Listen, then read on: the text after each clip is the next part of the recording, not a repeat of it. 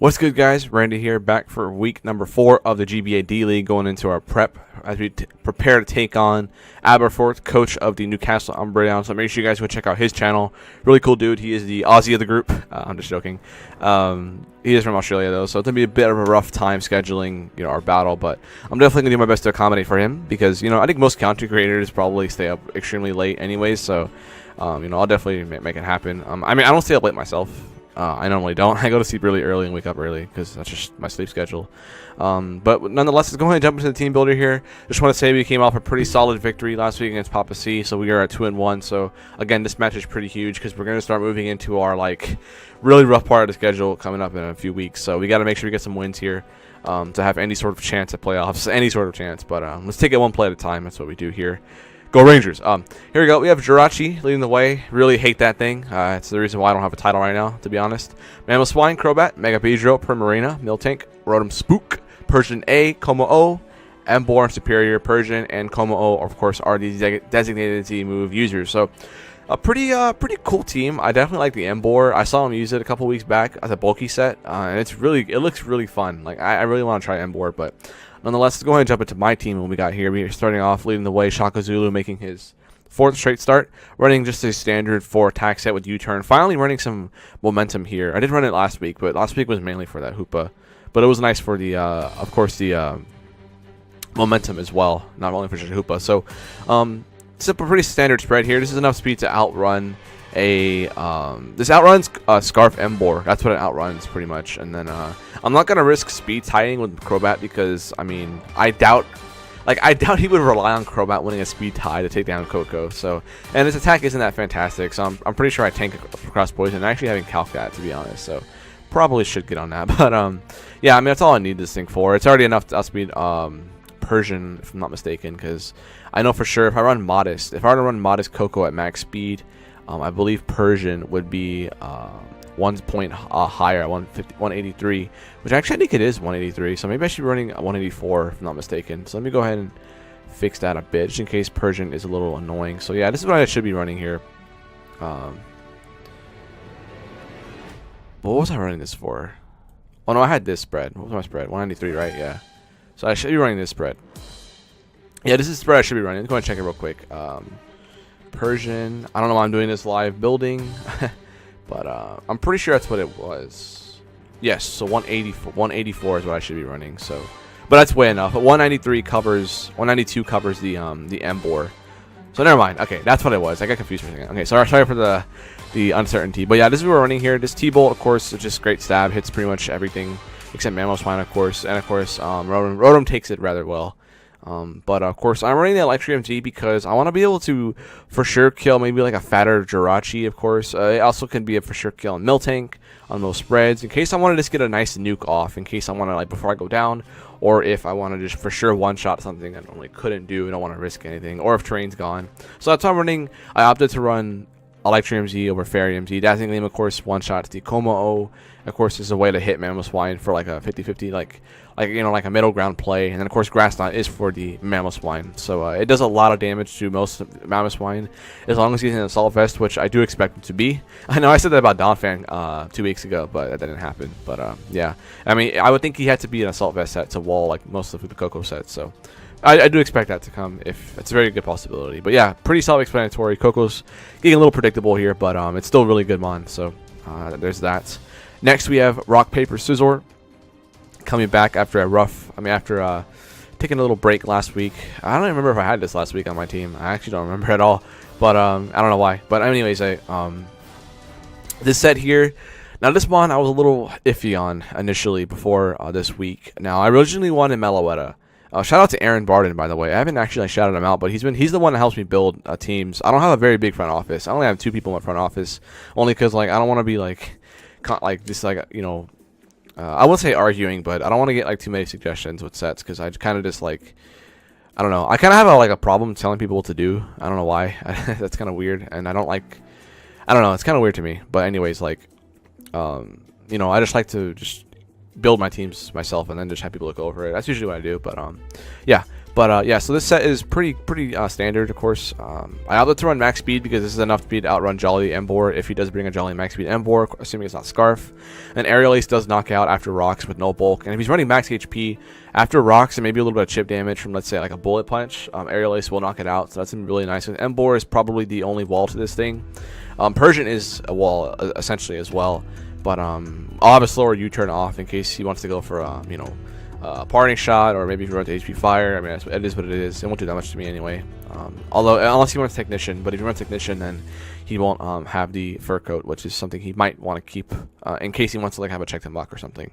Of course, U-turn is just for momentum, and that's gonna be really key here. I think Scizor and Coco are finally gonna abuse their momentum that I was meant to use from the draft. So hopefully we can make that work here. But yeah, self-explanatory. I opted to go for Roost over SD just to have recovery in case I want to swap into like maybe like a Mamoswine. Although I am 2-tapped by a Jolly or Adamant Life Orb Earthquake, and of course Baron I'm 2-shotted as well.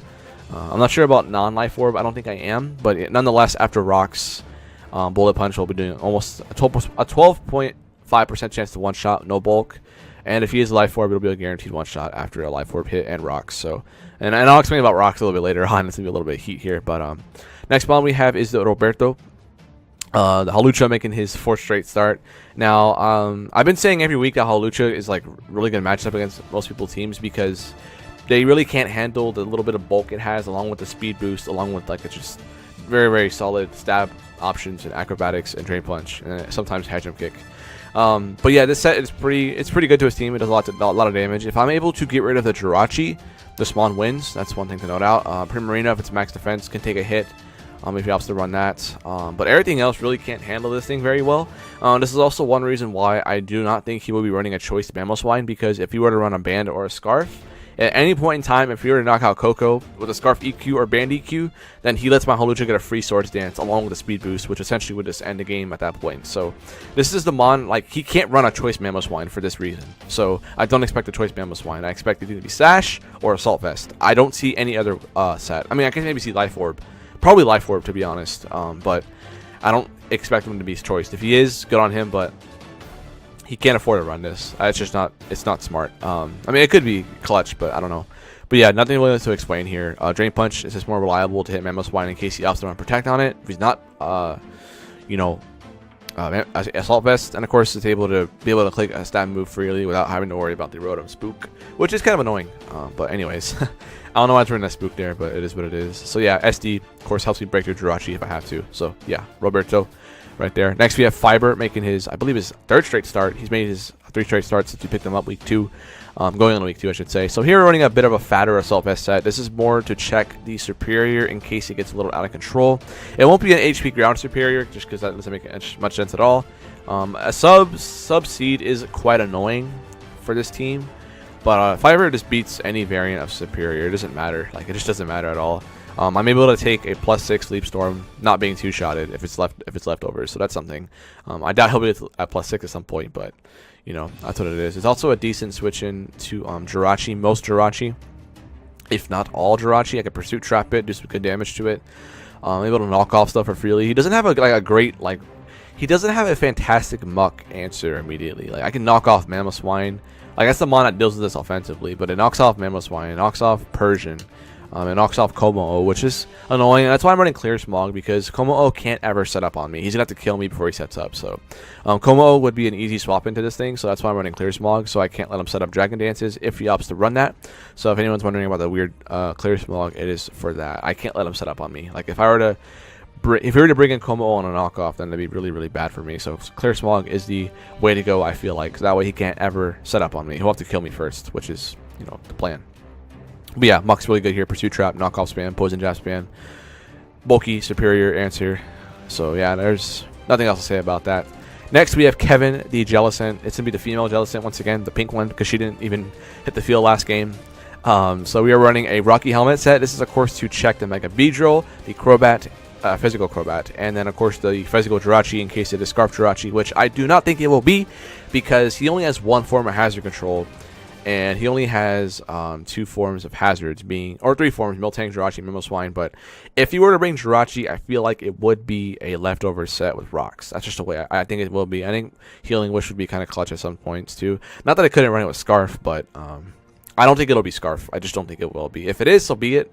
Obviously, that thing, is annoying to deal with. I can't control what that thing's gonna do, but anyways, this is my designated answer to it. I could just come in, recover, hopefully. I mean, he can't flinch me down because eventually I'll be able to recover, and of course Rocky Helmet will be a thing. So the only way he can reliably deal with me is to have like Thunderbolt or Toxic or something like that. But that's why I'm opting to run Shadow Ball to make sure I can hit that thing with super effective damage in case he's running a subset for whatever reason. Dazzling Gleam, of course, is for your Kommo-o because a fatter Kommo-o can actually like tank Ice Beams really, really well, so I don't want to be able to let him set up for free. Dazzling Gleam, of course, will be a guaranteed 2-shot, comfortably 2-shot. So yeah, that's why I'm running these 2 coverage moves here, and of course Scald is for Mamoswine, the Bat, the Bee, that kind of thing, the sorts of things. So yeah, just an overall great mon to switch into Beedrill, because Beedrill has a lot of fun if I don't have Scizor or Kevin. So there's that. And finally, we have the debut of Celebi. Now, before I reveal the set, I know Tom's gonna hate this, but quite frankly, I think he'll love it. And once he goes into battle, I hope I can make it work. But Celebi is making his debut now with Celebi's nickname. I want to kind of just like change it from match to match to like I don't know, like just like point out something on the opponent's team, be a meme or whatever. So the debut of Celebi is here. Celebi to commemorate the Beedrill that Aberforth will be rocking. At least I think it will be. I mean, if it's not, then waste of a nickname. But this set here. Now hear me out, guys. I need rocks in this matchup. I just need them for Mamoswine, the Crobat, potentially. The Beedrill. The Chip would be nice. He only has 1 form of hazard control. That's the Crobat. Is he going to bring Crobat? Probably not. I don't think so. If he does, makes it easier for Coco to do a little bit more work. But I just don't see Crobat showing up. I mean, if it does, it does. Like, if he doesn't bring it, he's going to have no hazard control. He's going to have to, like Spike stack me, but he doesn't have spikes on his team. He only has rocks, so I need rocks. That's the bottom line here. So I almost ran Sash, but I feel like this could be a lead because if looking at my team comp here, I feel like wanting to lead Beedrill would be very very tempting for him. And if I can lead Celebi, and if he looks at my team comp and says, okay, he has to be a bulky Celebi set with rocks because I mean, I don't have rocks on my team, right? And if I can catch him turn 1 with this Celebi, if I get rid of Beedrill, life would be so much easier. It would make everything easier. Scizor won't be as important, neither will Kevin, depending on if Jirachi's there. But it'd be such a nice way to get rid of it. And then Celebi can actually do a bit of work after that, which is pretty nice. It can, take on Crobat somewhat. It can, chip and be like a late game cleaner if that's the case. And yeah, I mean, the only mon he can realistically bring in after the psychic like surprise kill would be either Jirachi or the Persian, obviously. So I'm not really afraid of Jirachi either because Mon can Pursuit Trap it unless he opts to run like a sub, like Fire Punch, Burn, like set or whatever he wants to do. But yeah, I mean, that's why I'm running the Celebi here. I feel like it could definitely be an answer. And of course, I do have rocks because if he doesn't lead Beedrill, if he leads something like Persian or like Miltank, I can get up rocks. And if he does lead something like Miltank, I don't have to worry about him thinking I'm Scarf because I'm going to be faster anyway. So this mon could maybe do the trick here. I feel like it can. Healing Wish would be very nice to heal up something like Muck or Scizor or Shaka Zulu, anything on my team really besides Kevin. I'm not gonna waste it on Kevin probably, but yeah, man, I feel like this could be the week Celebi makes his debut and actually has an impact. I know when people like saw it drafted, they figured, oh man, it's gonna be like a baton pass with like Nasty Plot or like SD or whatever. But I opted to run a Scarf Rock set, so I'm hoping it can do work. Tom, I know you're gonna love the set, man. You didn't like Sash Nidoking, but I think I outdone myself here. Scarf, Rocks, and Healing Wish. I like it, man. This is gonna be my heat of the week, I should say. I haven't had heat in a while, but here we go, man. I think it'll work out, guys. This is the team against Aberforth. I hope we can pick up a good win here. We definitely need this win. I really can't afford to go to 2-2 because we're gonna hit the rough part of the schedule coming up. So hopefully I pick up a win, guys, and I will see you guys tomorrow for the battle. Go Rangers!